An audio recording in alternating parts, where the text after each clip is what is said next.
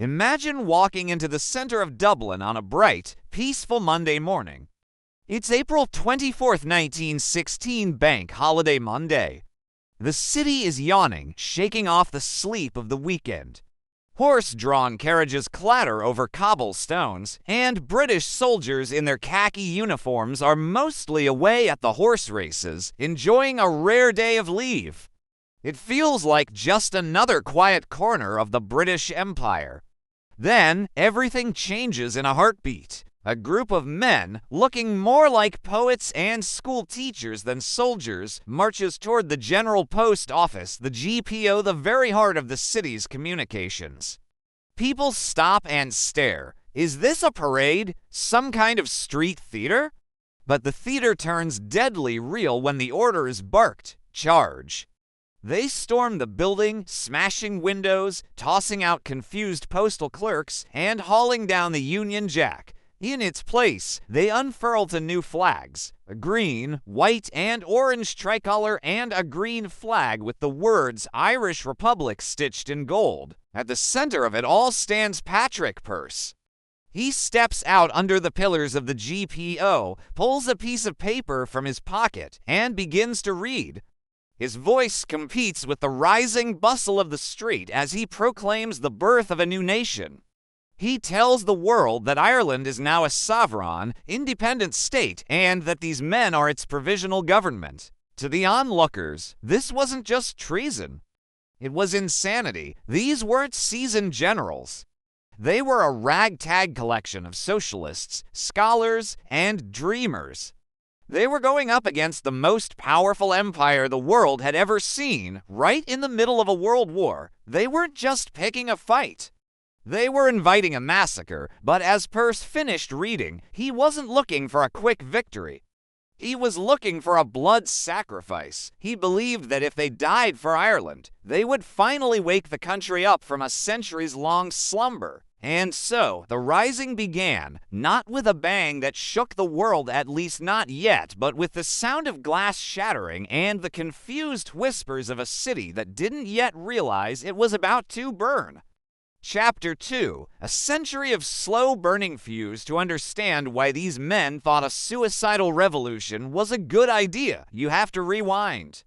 This wasn't a sudden whim. The fuse leading to the GPO had been burning for 700 years. Ever since the Normans hopped over from England in the 12th century, Ireland had been the problem child of the British Crown. It was a cycle of conquest, rebellion, and brutal repression. By the early 20th century, the island was a pressure cooker. On one side, you had the nationalists, mostly Catholics, who wanted home rule. They wanted their own parliament in Dublin to run their own affairs, while still technically remaining under the British king. It was a moderate dream, led by a silver-tongued politician named John Redmond. On the other side, you had the Unionists in the north, mostly Protestants, who were absolutely terrified of home rule. Their slogan was "Home rule is Rome rule." They feared they'd be a minority in a Catholic country, and they were willing to fight to stay British. They even formed their own private army, the Ulster Volunteers, and smuggled in thousands of German rifles to prove they meant business. Seeing the Unionists arming themselves, the Nationalists thought, well, if they're getting guns, we need guns too. They formed the Irish Volunteers. Suddenly, Ireland was an armed camp. It looked like a bloody civil war was inevitable. Then, 1914 happened. The Great War broke out in Europe. The British government, relieved to have an excuse to kick the Irish question down the road, passed home rule but suspended it until the war was over. Redmond told the Irish Volunteers to go fight for Britain, hoping that loyalty in the trenches would be rewarded with freedom later. But a small, secretive group within the Volunteers, the Irish Republican Brotherhood, had a different motto. England's difficulty is Ireland's opportunity. They didn't want a polite home rule parliament. They wanted a republic. They wanted the British out, root and branch. And they were tired of waiting. Chapter 3. The secret committee of dreamers. Inside the smoke-filled rooms of Dublin, a military council was formed in total secrecy. This wasn't some grand assembly, it was a handful of men operating right under the noses of the British Secret Service. There was Tom Clark, the old lion. He'd spent 15 years in British prisons, much of it in solitary confinement, for his role in previous bombing campaigns. He was the bridge to the old-school revolutionaries. Then there was Sean McDermott, the charismatic organizer who traveled the country, quietly recruiting young men into the Brotherhood. But the most fascinating figures were the intellectuals. Patrick Pearse was a schoolmaster and a poet obsessed with the idea of Gaelic culture. He believed that the Irish language and spirit were being strangled by British influence.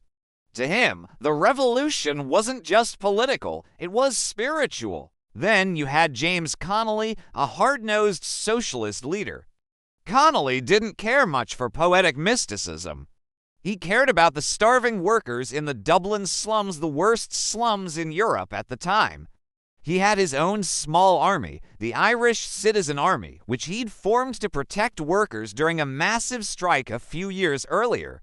He was getting impatient. He was threatening to start a revolution on his own if the volunteers didn't act. So, the poets and the socialists made a pact. They would strike on Easter Sunday. The symbolism was perfect, a resurrection of the Irish nation. They began a massive game of shadows, lying to their own superiors in the Irish Volunteers to hide the true plan, and coordinating with Germany, Britain's wartime enemy, to smuggle in a massive shipment of arms. Chapter 4. The Comedy of Errors. If the plan for the Rising sounded like a grand epic, the execution started out as a dark comedy of errors. Everything that could go wrong did go wrong. The German arms ship, the Odd, arrived off the coast of Kerry loaded with 20,000 rifles. But due to a massive communication breakdown, classic 1916, no one was there to meet it. The British Navy intercepted the ship and the captain scuttled it, sending all those precious guns to the bottom of the Atlantic. When Owen McNeill, the official head of the Irish Volunteers, found out that he had been lied to and that a secret rebellion was planned for Sunday, he flipped out.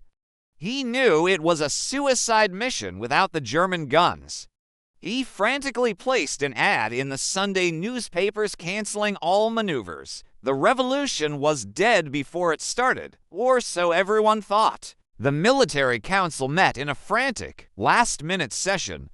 They knew the British would eventually find out about the plot and arrest them all anyway. They had two choices: give up and go to prison for nothing, or strike with whatever they had left. They chose to strike. They pushed the date to Monday. They knew they couldn't win. They knew the numbers were against them. But they decided that even a failed rebellion was better than no rebellion at all. They would go out in a blaze of glory and hope the smoke would clear the eyes of the Irish people. Chapter 5. Seizing the City. Monday morning, the rebels move. Because of the confusion and the countermanding orders, only about 1,200 people show up instead of the thousands expected. But they make do. They split into groups and take over key locations across Dublin. They take the GPO, which becomes their headquarters. They take the Four Courts, the center of the legal system. They take a massive biscuit factory, Jacobs, and a distillery. They even try to take Dublin Castle, the very seat of British power in Ireland. At the castle, a lone rebel shoots the policeman at the gate. It's the first blood of the Rising. But the rebels, thinking the castle is heavily defended, hesitate and retreat to a nearby building instead. If they had pushed through, they would have realized there were only a handful of clerks and soldiers inside. They could have captured the British administration in minutes. Instead, they dig in. They start building barricades out of anything they can find: pianos, carts, furniture, bags of flour. To the citizens of Dublin, it looks like madness. People are actually laughing at them. Some locals even try to push past the barricades to get to the shops. In the GPO, Pearse and Connolly are trying to maintain military discipline while the world outside treats the revolution like a massive, inconvenient traffic jam. But the British aren't laughing for long. Once the shock wears off, the Empire wakes up, and when it wakes up, it's angry. Chapter 6, The British Empire Strikes Back. The British response was slow, then overwhelming. They didn't just want to stop the rising, they wanted to crush it into the dirt. At the start, the British only had about 400 reliable troops in the city. But by Tuesday, thousands of reinforcements were pouring in from all over England and Ireland. They brought machine guns, they brought snipers, and most importantly, they brought the Helga fishery protection vessel that they sailed right up the River Liffey. The Helga began to shell the city center. This wasn't a precision strike. It was a to whom it may concern bombardment. Heavy artillery rained down on the GPO and the surrounding streets. Buildings began to collapse. Fires broke out, turning the center of Dublin into an inferno. This is where the human drama gets really dark. The rebels were trapped in their positions, watching the city they loved burn around them. Meanwhile, the British soldiers, many of them young recruits who had never seen combat, were terrified. At a place called Mount Street Bridge, a small group of just 17 rebels managed to hold off an entire British battalion for hours. The British kept charging the bridge, and the rebels kept picking them off. By the end of the day, the British had suffered over 200 casualties at that one spot. It was a slaughterhouse. Inside the GPO, the atmosphere was surreal. James Connolly, the tough socialist, was wounded in the leg but continued to command from a stretcher. Peirce was still writing poetry and drafting hopeful bulletins, even as the ceiling was literally falling in on them. They were surrounded by fire, smoke, and the smell of cordite. And then there were the civilians, caught in the crossfire. Over 250 innocent Dubliners were killed during the week. Some were shot by snipers, others crushed by falling masonry. As the food ran out and the fires spread, the initial amusement of the public turned to bitter, burning resentment not toward the British, but toward the rebels who had brought this chaos to their doorsteps. Chapter 7, The Inferno and the Moore Street Retreat. By Friday, the General Post Office, the beating heart of the rebellion, was no longer a grand building. It was a furnace. The British artillery had done its job too well. The roof was caving in, and the upper floors were a roaring sea of flame. Inside, the air was thick with the smell of scorched timber and melting lead. James Connolly, the man who had spent his life fighting for the working class, was in a bad way. A bullet had shattered his ankle, and gangrene was starting to set in. He was pinned to a stretcher, drifting in and out of a fever, yet he still managed to crack jokes to keep his men's spirits up. But even Connolly knew the game was up. The rebels realized they couldn't stay in the GPO unless they wanted to be cremated alive. In the dead of night, they decided to make a break for it. They didn't have a grand plan. They just needed to get out. They tunneled through the walls of neighboring houses, moving like ghosts through the parlors and bedrooms of Dubliners who had fled days ago. They eventually hunkered down in a row of small cottages on Moore Street. Imagine these men exhausted, starving, covered in soot, crammed into a tiny terrace house. They were surrounded. Through the windows, they could see the bodies of civilians lying in the street, caught in the crossfire of the previous days. Among them was a family that had tried to escape with a white flag, only to be cut down. It was this sight that finally broke Patrick Peirce. The man who had spent years talking about the beauty of a blood sacrifice suddenly realized that the blood being spilled wasn't just his or his soldiers. It was the blood of the people he was trying to set free. He looked at his comrades, men like the young Michael Collins, who was proving himself a master of logistics even in the chaos, and he knew he couldn't ask them to die in a pile of rubble just for a metaphor. On Saturday afternoon, a nurse named Elizabeth O'Farrell took a white cloth and walked out into the middle of the street. She was the messenger of the end. She approached the British lines to deliver the news. The Republic was surrendering. Chapter 8. The Walk of Shame. The surrender wasn't the heroic finale the rebels might have imagined in their poetry. It was grim, cold, and humiliating. As the rebels were marched out of their positions from the GPO, the forecourts, and the factories, they expected a certain level of respect from the British. Instead, they got something much worse: the absolute fury of their own neighbors. You have to understand the mood in Dublin at the time. The city was a smoking ruin. The shops had been looted, the infrastructure was gone, and hundreds of families were mourning loved ones killed in the crossfire. To the average Dubliner, these rebels weren't liberators. They were the guys who had ruined their lives and brought the British Army down on their heads like a sledgehammer. As the columns of prisoners were marched through the slums toward Richmond barracks, the crowds lined the streets to jeer. People spat on them. They threw stones. They emptied chamber pots from upper-story windows onto the heads of the heroes of the Republic. If the British hadn't been there to guard the prisoners, the Dublin mob might have torn them apart right then and there. At this moment, the British authorities felt they had won a total victory. They had the leaders in custody, the city was back under control, and the Irish public seemed to hate the revolutionaries more than they hated the Empire. It was the perfect opportunity for the British to show some restraint, hold a few trials, and let the movement die a quiet, pathetic death. But the British government has a long history of snatching defeat from the jaws of victory. They sent in General John Maxwell, a man who had pacified rebellions in Egypt and didn't have much patience for nuance. He wanted to send a message, and that message was written in blood. Chapter 9. The Stonebreakers' yard. The executions didn't happen all at once. They were a slow, rhythmic drumbeat of death that lasted for over a week. One by one, the leaders were hauled before secret military courts.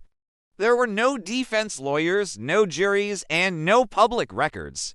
Just a quick sentence: death by shooting. It started on May 3rd. Patrick Pearse, the voice of the rising, was the first to go. He was led into the Stonebreakers' yard at Culmainham Jail in the grey light of dawn. He was blindfolded, pinned with a small white target over his heart, and shot. Then came Tom Clark, the Old Fenian, and Thomas MacDonagh. Each morning, the people of Dublin woke up to a new headline announcing more executions. And that's when the mood started to shift. The public's anger at the rebels began to melt away, replaced by a growing horror at the British response. These weren't just criminals anymore, they were being turned into martyrs. People who had spat on the rebels a few days earlier were now beginning to whisper their names with reverence. Then came the story of Joseph Plunkett. Plunkett was a young poet and one of the 7 signatories of the proclamation. He was also dying of tuberculosis. He was so weak he could barely stand, but the British were going to execute him anyway. On the night before his death, his fiancée, Grace Gifford, was allowed into the prison. In a dark, cramped chapel, lit by a single candle and guarded by soldiers with fixed bayonets, the two were married. They were given 10 minutes together before he was led away to the firing squad. Stories like that traveled through Dublin like wildfire. The cold-blooded British were killing poets, sick men, and newlyweds. The narrative was changing from a crazy riot to a sacred struggle. Chapter 10. The man who couldn't stand the final execution was the one that truly broke the British hold on the Irish heart. It was James Connolly. Connolly's wounds were so bad that he couldn't walk. He couldn't even stand up to be shot, but General Maxwell was determined. On May 12th, they took Connolly from his hospital bed, put him in an ambulance, and drove him to Culmainham Jail. They carried him into the yard on a stretcher and then tied him to a chair so he wouldn't slump over. He sat there, calm and composed, and reportedly told the firing squad, "I will say a prayer for all men who do their duty according to their lights." When the news hit the streets that the British had shot a man while he was tied to a chair because he was too wounded to stand, the transition was complete. The blood sacrifice Pearse had dreamed of had worked, but not because of the rising itself. It worked because of how the British ended it. The British had turned a failed, unpopular coup into a holy crusade. As the poet W.B. Yeats famously wrote, all changed, changed utterly. A terrible beauty is born. Chapter 11. The rise of the Shinners with the leaders dead. The British thought they had decapitated the movement. In reality, they had just cleared the way for a new, much more dangerous generation of revolutionaries. The survivors of the Rising were sent to internment camps in Wales, most notably a place called Frongoch. The British called it a prison. The Irish called it the University of Revolution. Among the prisoners was a man who hadn't been important enough to execute, Michael Collins. Collins had watched the chaos of the GPO and realized that the stand and fight method was a disaster. You can't beat the British Empire in a fair fight. You have to fight dirty. While in prison, Collins and others reorganized. They moved away from the poetic idealism of Peirce and toward the ruthless efficiency of guerrilla warfare. They adopted the name Sinn Féin, meaning ourselves alone, a political party that had actually had very little to do with the Rising, but was now the banner for everyone who wanted the British out. When the prisoners were finally released in late 1916 and 1917, they didn't go back to their old lives. They went back to their communities as celebrities. The men who had been pelted with garbage in April were now being met with brass bands and cheering crowds. The Easter Rising had been a military failure of the highest order. It lasted only 6 days. It resulted in the destruction of the city center. It didn't capture a single major objective. But politically, it was the most successful event in Irish history. It had radicalized an entire generation. The moderate dream of home rule was dead. The only thing the Irish people wanted now was a republic, and they were willing to go to war to get it. Chapter 12. The Long Shadow of 1916. The legacy of the Easter Rising is complicated, messy, and deeply emotional. It didn't bring immediate peace. Instead, it triggered a brutal war of independence, followed by a tragic civil war that tore families apart, pitting the very men who had fought together in the GPO against one another over a treaty with the British. But if you look at Ireland today, a modern, independent, tech-savvy European nation, you can trace its DNA directly back to those 6 days in 1916. Those 7 men who signed the proclamation were, in many ways, the founding fathers of the nation, even if their methods were controversial and their vision was steeped in blood. The Rising teaches us something profound about the power of narrative. It shows us that in politics and history, how you lose is sometimes more important than whether you win. The rebels lost the Battle of Dublin, but they won the battle for the Irish imagination. They weren't perfect men. They were flawed, often delusional, and their actions caused immense suffering for the people of their city. But they had a conviction that a nation's spirit is something that can't be managed or compromised away in a London parliament. They believed it had to be claimed. As you walk down O'Connell Street in Dublin today, the GPO still stands. You can still see the bullet holes in the stone pillars if you look closely enough. They are scars, yes, but to the Irish, they are also reminders of the moment a group of dreamers decided that enough was enough. They are the marks of a terrible beauty that refused to be silenced, a reminder that even in the darkest dawn, a new world can be born if you're brave enough, or perhaps crazy enough, to light the fuse.